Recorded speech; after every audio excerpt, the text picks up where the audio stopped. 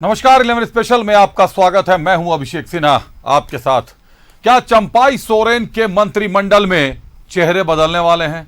चेहरे बदले जा सकते हैं? कांग्रेस का प्रतिनिधित्व करने वाले मंत्रियों के चेहरे बदलने पर कयास लगाने शुरू हो गए, क्योंकि आज गुलाम अहमद मीर कांग्रेस के प्रदेश प्रभारी रांची आते हैं, झारखंड आते हैं, रांची आते हैं, सीधे जेल जाते हैं। जेल में पूर्व मुख्यमंत्री हेमंत सोरेन से मुलाकात करते हैं, वहां से निकलते हैं और वापस दिल्ली लौट जाते हैं।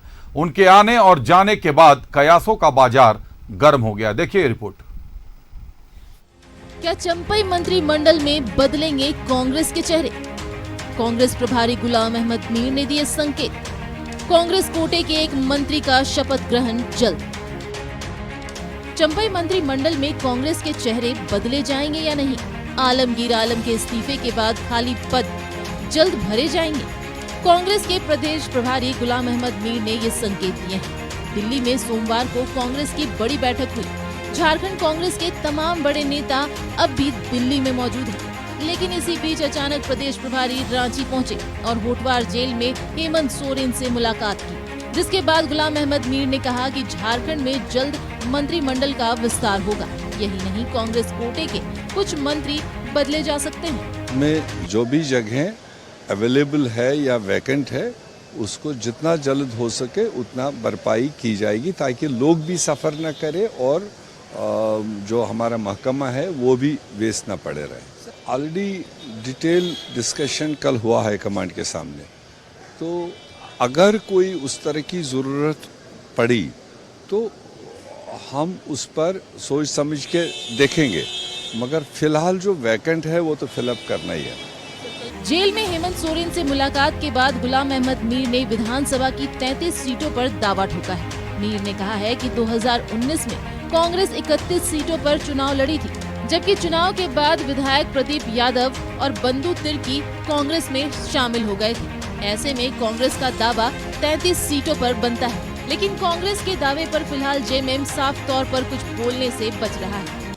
नहीं, 31 तो हम पिछली बार लड़े हैं और उसके बाद 2 एमएलएज सिटिंग एमएलएज हमारे साथ ज्वाइन किए हैं, तो वो कॉमन सेंस से 33 तो इस वक्त हमारे पास है ही, मगर उसको हम जब मौका लगेगा उस पर बैठेंगे। हो सकता है कुछ सीट पर हम कमज़ोर पड़े हो, जिसमें आज के सिचुएशन के हिसाब से कोई और प्रबल दावेदार हो। गर्ज है सीटें जीतना, लोगों का दिल जीतना, और कुछ सीटें ऐसी भी है कि जिसमें हमारा दूसरा पार्टनर उतना परफॉर्म नहीं कर पाया हो कई चुनावों से, तो वहाँ पर हमारा पॉसिबिलिटी हो, तो वो 2 सीटें उधर या 2 सीटें इधर, वो तो मेन टाइम पर की जाएगी। मगर फिलहाल जो है हमारे पास में उनकी तैयारी। तो मैं कह रहा हूं कि कांग्रेस 81 सीटों पर चुनाव लड़ेगी, झामुमो 81 सीटों पर चुनाव लड़ेगी, इंडिया गठबंधन 81 सीटों पर चुनाव लड़ेगी।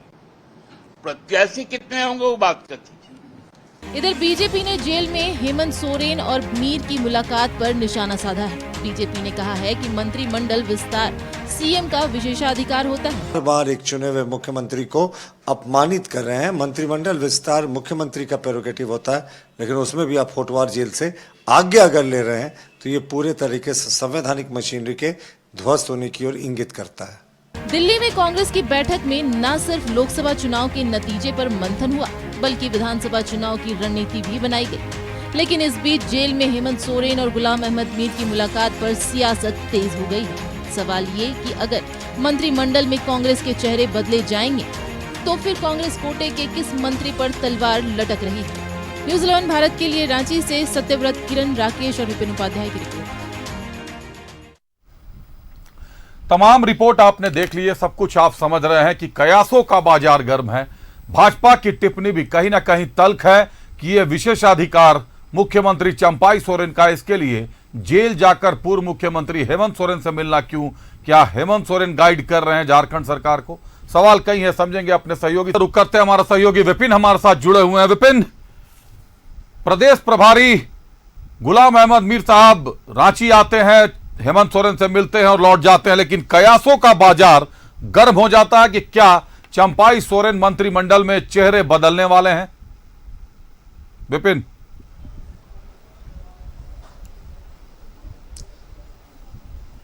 जी देखिए, जो दौरा था आज का, उस दौरे को लेकर जो कुछ घंटों के लिए झारखंड कांग्रेस के इंचार्ज रांची पहुंचे थे, तो उन्होंने स्पष्ट कहा कि ये पूर्व से निर्धारित मुलाकात थी हेमंत सोरेन से और जेल मैनुअल के हिसाब से की गई मुलाकात है, क्योंकि जो तारीख और दिन है वो निर्धारित होता है किसी से भी कैदी से मुलाकाती का, और यहाँ पर आज की तारीख निर्धारित थी। और पहले क्योंकि लोकसभा के चुनाव चल रहे थे और चुनावी व्यस्तताओं की वजह से उनसे मुलाकात नहीं हो पाई थी, इसलिए आज जब तिथि तय थी तो इस वजह से हेमंत सोरेन से मिलने के लिए प्रभारी पहुंचे थे। लेकिन ये जो दौरा कल दिल्ली में देर रात तक चली बैठक के बाद अचानक आज रांची प्रभारी का पहुंचना, ये कई तरह की अटकलों की ओर इशारा कर रहा है। आम चर्चा इस बात को लेकर शुरू हो गई है, एक बर्थ तो खाली हो ही चुका है आलमगीर आलम के इस्तीफे के बाद। तो कल जो बैठक हुई थी दिल्ली में मल्लिकार्जुन खड़गे राहुल गांधी की मौजूदगी में, जिसमें राहुल गांधी ने कांग्रेस कोटे के मंत्रियों के काम पर असंतुष्टि जताई थी। उन्होंने कहा था कि सिर्फ सरकारी कामकाज पर मंत्रियों का फोकस है, संगठन और कार्यकर्ताओं पर उनका ध्यान नहीं जाता। तो इस लिहाज से इस बातों को आधार मानकर इस बात की चर्चा चल रही है कि क्या कांग्रेस मंत्रिमंडल में अपने कोटे के कुछ मंत्रियों को बदल सकती है। इस पर जब झारखंड कांग्रेस के प्रभारी से हमने बातचीत की तो उन्होंने कहा कि पार्टी हर चीज पर हमेशा चर्चा करती है और ऐसी जरूरत होगी तो पार्टी इस ओर भी जरूर ध्यान देगी।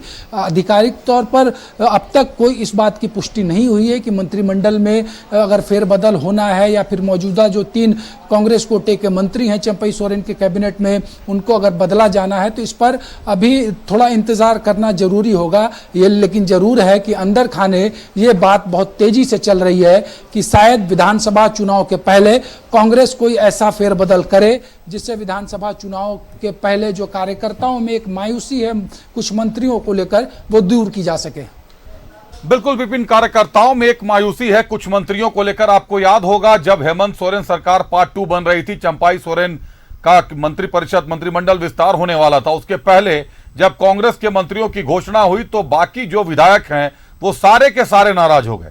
इन 4 मंत्रियों को छोड़कर बाकी सारे विधायक दिल्ली गए, उन्होंने अपनी बातें भी रखी आला कमान के सामने, लौटे भी वहां से। लेकिन हालांकि चेहरों में बदलाव उस वक्त नहीं किया गया। लेकिन क्या विधानसभा का रण साधने के लिए एक बार फिर सबको एकजुटता में बांधने का ये कांग्रेस का आलाकमान का प्रयास होगा कि कुछ चेहरे अगर बदल जाते हैं तो जो अधिकांश चेहरे जो नाराजगी में हैं वो चेहरे शायद एक बार फिर धरातल पर और दुगनी मेहनत झोंकें अपनी। ये देखिए, इस तरह के कोई बदलाव की तरफ कांग्रेस अगर कदम उठाएगी तो कांग्रेस को कई विषयों पर फोकस करना होगा। एक तो रिप्लेसमेंट अगर होता है तो उस रिप्लेसमेंट में आएगा कौन, उसके आने से जो जाएगा वो अगर नाराज होता है तो उसका नफा नुकसान कितना हो सकता है। या फिर जो कांग्रेस ने एक प्रैक्टिकल किया था, आपको याद होगा पंजाब विधानसभा चुनाव के पहले अमरिंदर सिंह को हटाकर चन्नी को कांग्रेस ने वहां सीएम बनाया था, लेकिन वो कारगर नहीं हुआ था। इन तमाम चीज़ों पर राष्ट्रीय दल होने के नाते कांग्रेस को फोकस करना पड़ता है। यह तय है कि आज जो मुलाकात जेल में हुई है हेमंत सोरेन के साथ, वो इसलिए भी महत्वपूर्ण है क्योंकि झारखंड मुक्ति मोर्चा के वर्किंग प्रेसिडेंट भी हैं हेमंत सोरेन। गुरुजी अस्वस्थ हैं, ऐसे में जो सांगठनिक निर्णय है उसके लिए वर्किंग प्रेसिडेंट से बातचीत जरूरी हो जाएगी। और कल जो बैठक हुई थी दिल्ली में राहुल गांधी के साथ, उसमें जब इन विषयों पर चर्चा हुई कि 33 सीटों पर कांग्रेस को चुनाव लड़ना है, प्रभारी ने भी हिंट किया कि हम वैसी सीटों को स्वैप कर सकते हैं जहां पर पिछली बार हम लड़े थे और हार मिली थी, वहां पर अगर इस बार जेएमएम लड़े और जीत सके, या फिर जहां पर जेएमएम लड़ा था वहां पर इस बार कांग्रेस लड़े, तो इन सब सीटों पर भी मंथन होगा। क्योंकि हमारी नजर में चुनाव अभी 4 महीने दूर है, लेकिन राजनीतिक दलों के लिए समय बहुत कम है, लिहाजा गठबंधन मजबूती से यहां पर आगे चले, गठबंधन के तहत सीटों को लेकर बहुत चीज बरकरार ना हो। बीता लोकसभा चुनाव का जो होमवर्क है वो यहाँ पर फैक्टर बनकर आएगा कि ये पता है गठबंधन को कि कहाँ पर गलतियाँ हुई, कहाँ पर कमियाँ रहीं, कहाँ पर और बेहतर करने की गुंजाइश है। और लोकसभा चुनाव परिणाम के बाद आज ये पहली मुलाकात थी कांग्रेस विधायक आलमगीर आलम के साथ भी उनकी मुलाकात हुई। और जो जानकारी मिली है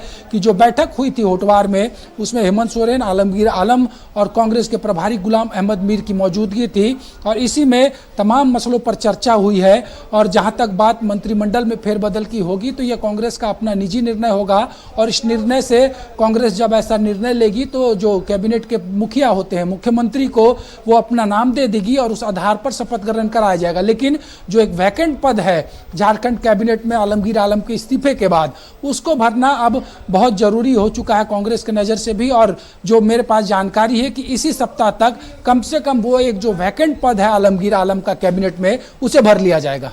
बिल्कुल विपिन, जो वैकेंट पद दिखाई दे रहा है उसमें रेस की जो बातें आ रही हैं, हमने बात भी की इरफान अंसारी और दीपिका पांडे का नाम रेस में आ रहा है, या कोई नया चेहरा भी कमान संभाल सकता है इस बार वैकेंट पद पर?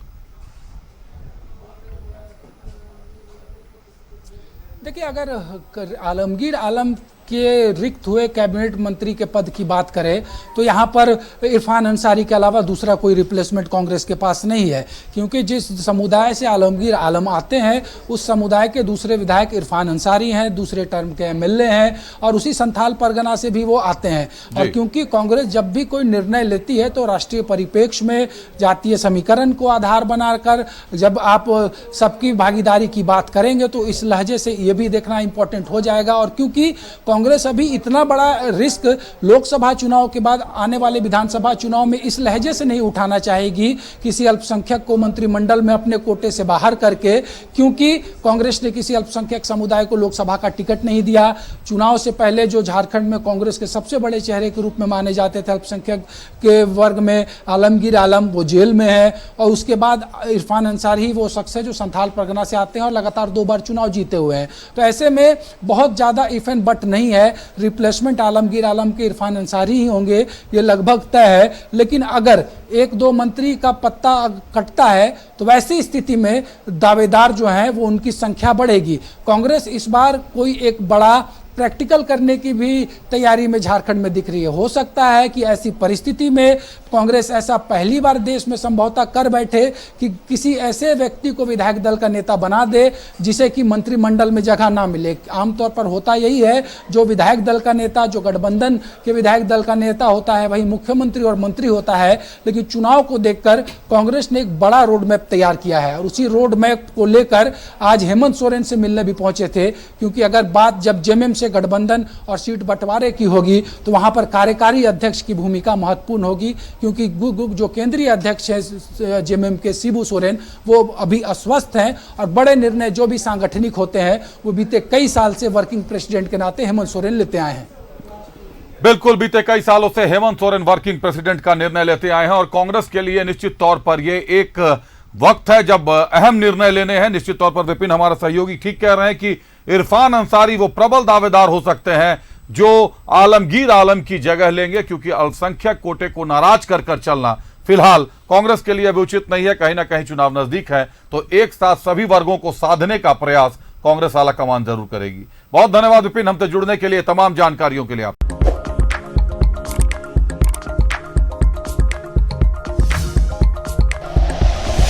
Like and share videos, subscribe करें हमारा चैनल और प्रेस करें बेल आइकॉन। न्यूज़ 11 भारत, सच है तो दिखेगा।